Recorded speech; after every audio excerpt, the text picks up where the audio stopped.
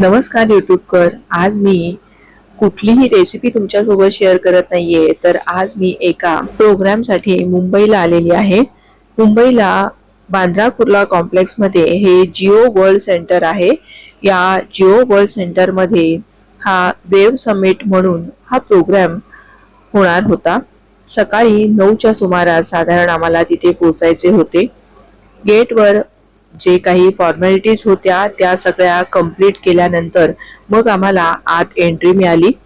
ती एंट्री केल्यानंतर मग ग्राउंड फ्लोअरला रजिस्ट्रेशन होतं. ते रजिस्ट्रेशन कंप्लीट केल्यानंतर थर्ड फ्लोअरला सगळी व्यवस्था केलेली होती. यूट्यूबचा प्रोग्राम 3ऱ्या मजल्यावर होणार होता म्हणून मी सर्वप्रथम 3ऱ्या मजल्यावर आले.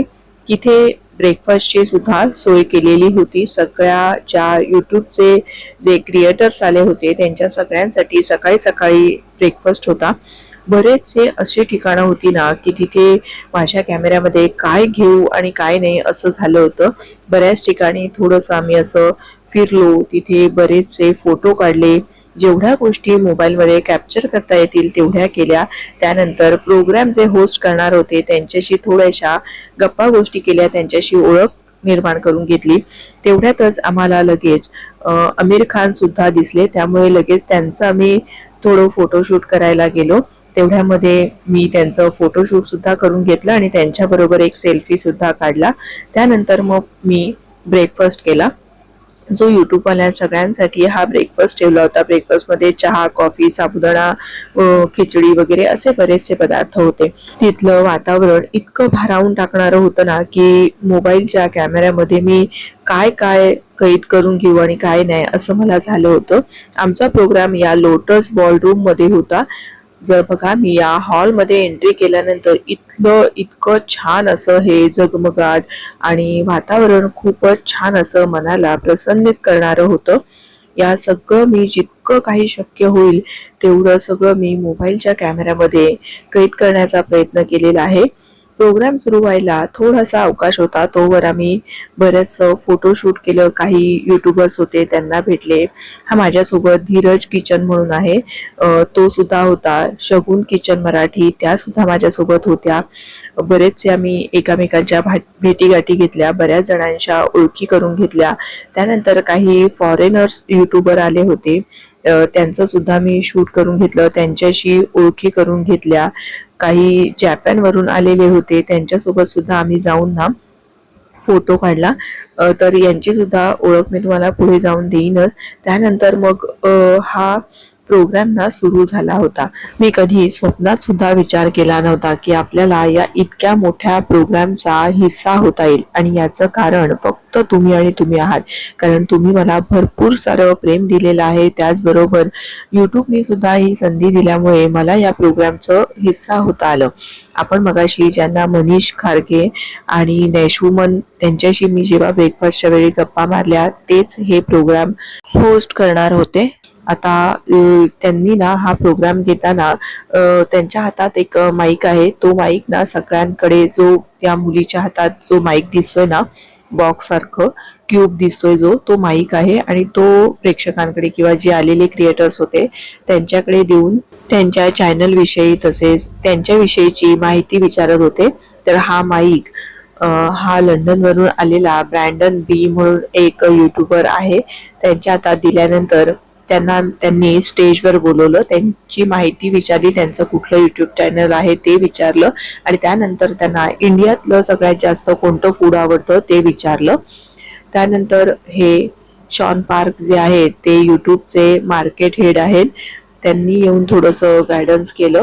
त्यानंतर मग इथे ज्यांना आपण मगाशी जॅपनीज जे 2 यूट्यूबर्स भेटले होतो त्यांच्यासोबत मी फोटो काढला.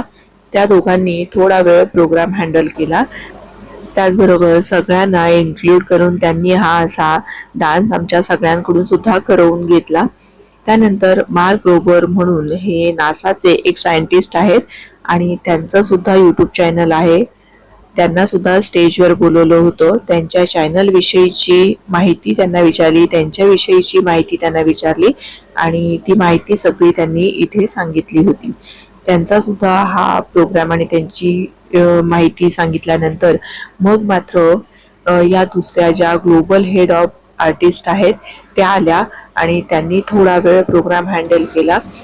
त्यानंतर तुम्हाला हा स्क्रीनवर जो ग्रुप दिसतोय तो बेटपेल हाऊस म्हणून एक ग्रुप आहे आणि ते कुठलंही सॉन्ग जे कुठल्याही इन्स्ट्रुमेंट शिवाय पूर्ण म्युझिक तोंडाने वाजवतात, तर त्यांचा सुद्धा मी तुम्हाला आवाज ऐकवते बघा.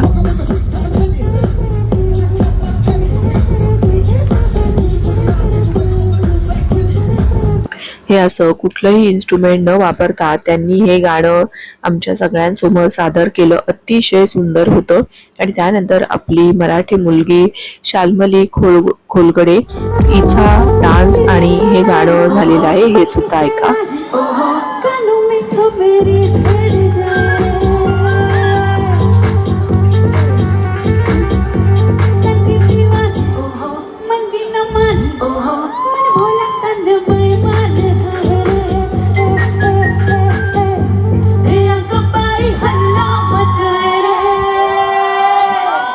तांबडी चांबडी ही चमकते उन्हात तांबडी चांबडी ही चमकते उन्हात. आपला असा मराठी माणूस कोणीतरी इतक्या उंचीवर जातं ना तर बघून खूप प्रसन्न वाटतं, मन भारावून टाकणारं हे सगळं होतं. आता इथे बऱ्यापैकी हा प्रोग्राम संपलेला आहे. जेव्हा प्रोग्राम संपला तेव्हा मग आम्ही पुन्हा इतर जे काही ठिकाणं होती तिथे फोटो काढले. त्यानंतर बरेचसे यूट्यूबर भेटले, त्यांच्यासोबत फोटो वगैरे काढले, एकमेकांविषयी माहिती विचारली. त्यानंतर दुसऱ्या हॉलमध्ये जिथे आमिर खानचा प्रोग्राम चालू होता तिथे सुद्धा जाण्याची संधी मिळाली. तिथे सुद्धा थोडा वेळ प्रोग्राम अटेंड केला. तसेच बरेचसे सेलिब्रिटी इथे आलेले होते, त्यांचे सुद्धा विविध हॉलमध्ये विविध प्रोग्राम्स चालू होते. त्यापैकी शंकर महादेवन वगैरे हे सुद्धा आलेले होते. मला जितकं शक्य होईल तेवढं मी तुम्हाला दाखवण्याचा प्रयत्न करत आहे. आणि बरेचसे असे प्रोग्राम झाले.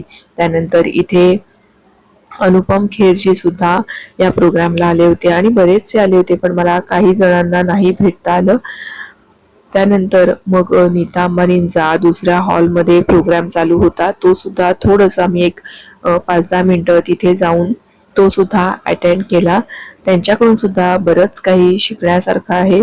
त्यांनी सुद्धा बरंच छान असं आपल्या या सगळ्यांना गायडन्स केलेलं होतं. आणि आम्ही असे थोडेफार मग नंतर फोटो काढले. आणि जसं आम्ही एक ठिकाणी फोटोशूट करतच होतो तोवर आम्हाला लगेच आपले भारताचे फॉरेन मिनिस्टर माननीय सुब्रमण्यम जयशंकर त्यांची एंट्री झाली. तर ते सुद्धा तिथून चाललेले होते. तेवढ्यातच आम्हाला आपले मुख्यमंत्री देवेंद्र फडणवीस साहेब, त्यानंतर मिथुन चक्रवर्ती असे बरेचसे लोक भेटले. त्यानंतर आम्ही बऱ्याच ठिकाणी असं जिथे शक्य होतं आपल्या तिथे फोटोशूट वगैरे केला. आणि मग नंतर बरीचशी जिथे आम्हाला शक्य होतं तिथे अशी माहिती मिळाली. कोणी बऱ्याच गोष्टी या एक्झिबिशन मध्ये आम्हाला शिकायला मिळाल्या. तसेच इतक्या मोठ्या प्रोग्रामचा हिस्सा होता आलं हे म्हणजे फक्त निव्वळ तुमच्या आणि तुमच्यामुळे शक्य झालं आहे. त्यामुळे तुमचे मनापासून आभार मानते. अशी ही गोड आठवणींची शिदोरी घेऊन मी तिथला निरोप घेतला आणि घरी परतले.